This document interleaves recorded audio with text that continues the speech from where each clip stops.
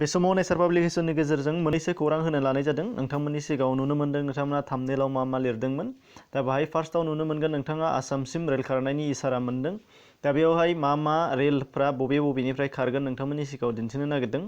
मोनसे खौरां बिजोङाव फोरमायनाय बादिब्ला आसामनि बायजोआव थाहैनायफोरनि थाखाय बेयो मोजां जागोन। नोंथांमोनहा नुनो मोनदों 5 जुननिफ्राय रेल खारनायनि बिथोन दङ हादराव। दा बेनिनो जोंनि आसामाव खारगोन, हथात आसामनिफ्राय खारगोन। बेयावहाय नोंथांमोना नुनो मोनदों फार्स्टआव नुदों दिल्ली डिब्रुगड़ ब्रह्मपुत्र मेल बेयो सोलिगोन होनदों सानफ्रोमबो।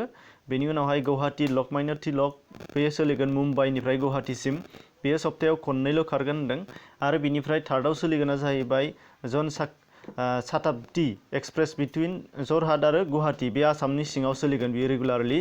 दा बे मोनथाम ट्रेन खारनायनि इसारा होदों। दा बेयावहाय टिकेट बुकिंआ सोलिगासिनो दङ होनदों। नोंथांमोनहा बेनि फोसावनायखौ डिसक्रिपसनाव लिंक दं, बेजों थांनानैबो नायनानै लानो हानाय जागोन डिटेल्सै मा दङ।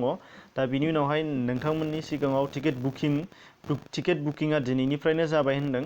दा बे टिकेट बुकिंखौ नोंथांमोना IRCTC आव थांनानै बे वेबसाइटआव थांनानै खालामनो नांगोन।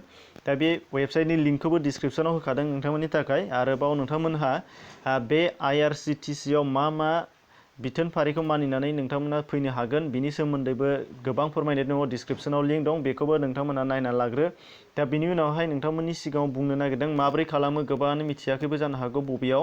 दा बिनि थाखाय आंनि बुंनाय बाथ्रा नङा, नोंथांमोनहा IRCTC आव थांबानो नोंथांमोना नुनो मोनखागोन। बाहाय आरामसे बाहाय इन्सट्राक्सन होनाय दंखायो। दा नोंथांमोननि सिगाङाव लाबोनानै होफैदों। नैबे वेबसाइटआवनो नोंथांमोना नुगासिनो दङ। दा बेखौ आङो डिसक्रिपसनाव लिंकआव होदों, बेनिफ्राय थांबानो जाबाय।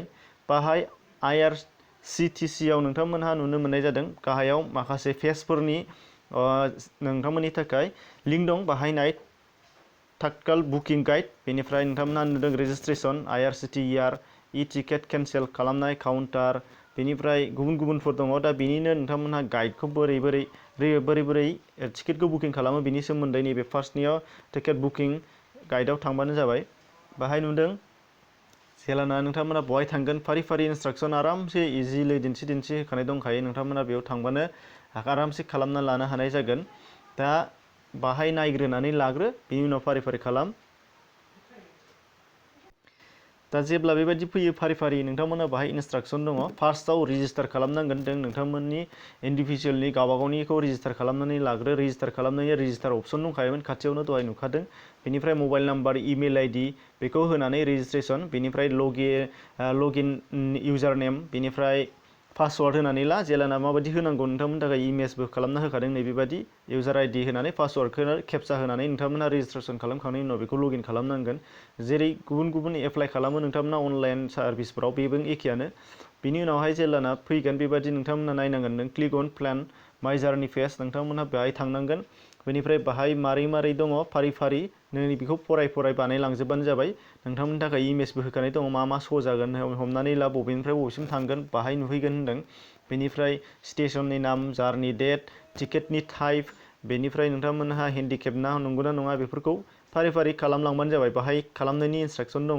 बबे ट्रेना बबेसिम सौहैगोन बेनिबो नोंथांमोननि थाखाय बाहाय जेलाना हाबहैगोन नुहैगोन होनदों। दा बेफोरखौ नोंथांमोना नायना लाबानो जाबाय बे लिंकनि गेजेरजों। ओमफ्राय बेनि उनावहाय नोंथांमोननि सिगाङाव गुबुन खौरांफोरा जादों। फैफिनदो गुबुन खौरांफोराव। दानिया नुनो मोनगोन गुबुन मोनसे खौरां, बे जाहैबाय आम्फान। नोंथांमोनहा नुगासिनो दङ आम्फाननि गोहोम। आम्फाना दिनैसिम जोंनि भारतआव वेस्ट बेंगल आरो उडिशायाव जानानै दं। बेनिनो गुबुन हादोर होनोबा बांलादेशआव जागासिनो दङ। दा बेनिनो सोनाब बंग'आव बांसिन गाज्रि गोहोम खोख्लैनायखौ नुदों। जेरै दासिम मोनसे खौरां बिजोंनि फोरमायनाय बादिब्ला 12 थैबाय होनदों।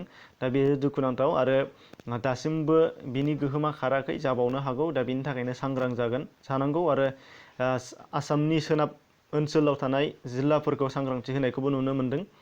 दा बेनि उनावहाय लास्टआव नुनो मोनदों नोंथांमोननि सोंनायफोर बाहाय मा साख्रिनि आपडेट दङ दासिम होननानै सोंनायाव नोंथांमोननो थाखाय दिन्थिदों। मोननै दासिम सोलिनानै दङ। मोनसेया जाहैबाय डाइरेक्टर अफ मेडिकेल इडुकेसननि। दा बेनि डिसक्रिपसनखौ लिंक होखादों आङो, बेजों थांनानै नाय, नोंथांमोननि थाखाय खिन्थाखानाय दंखायो। बेनिफ्राय आसाम पुलिसनि दङ। दा बेयो 15 जुनसिम सोलिगोन, बेयो लास्ट डेटआ 15 जुन।